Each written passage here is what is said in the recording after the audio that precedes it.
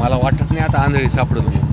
त्या भागात जे काही घडतं, जे काही इतिहास आहे, सापडायचं असलं असतं तर पोलिसांनी सापडलं असतं, पण मला वाटत नाही आता सापडेल.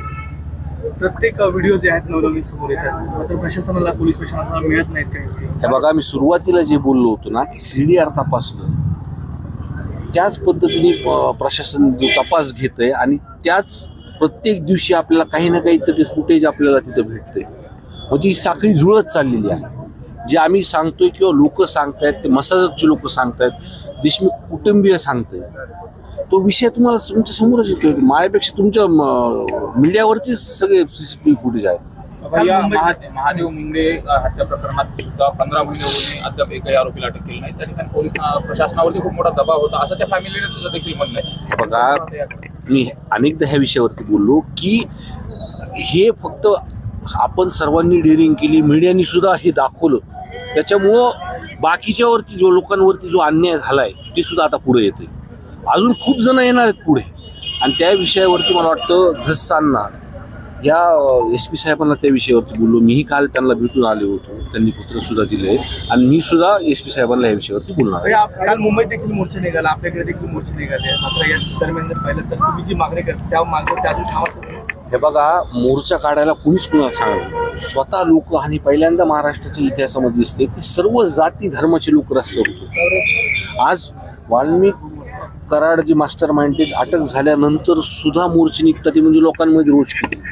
आज लोक फक्त फास्ट ट्रॅकवरती चालवायचं, CDR प्रमाणे तपास करायचा, आणि 12 तासामध्ये ज्यांनी फोन केले आहेत प्रशासनाला, मग ते SP असतील, त्या भागातले DYSP असतील, त्या पोलीस स्टेशनचे अधिकारी असतील, हे जर तपासलं तर पूर्णपणे लक्षात येईल.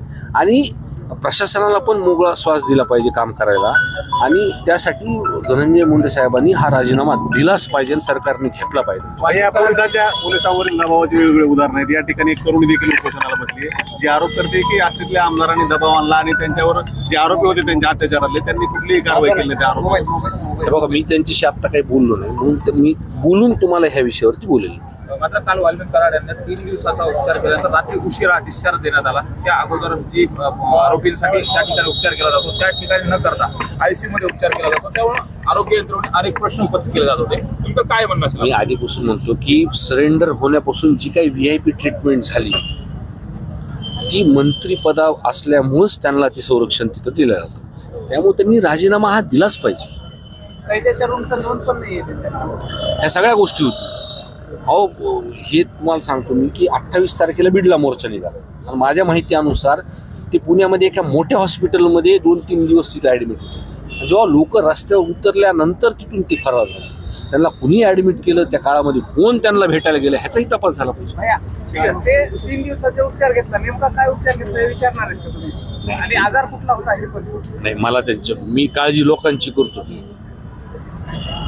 ही गुन्हेगारांची काळजी प्रशासन करणार.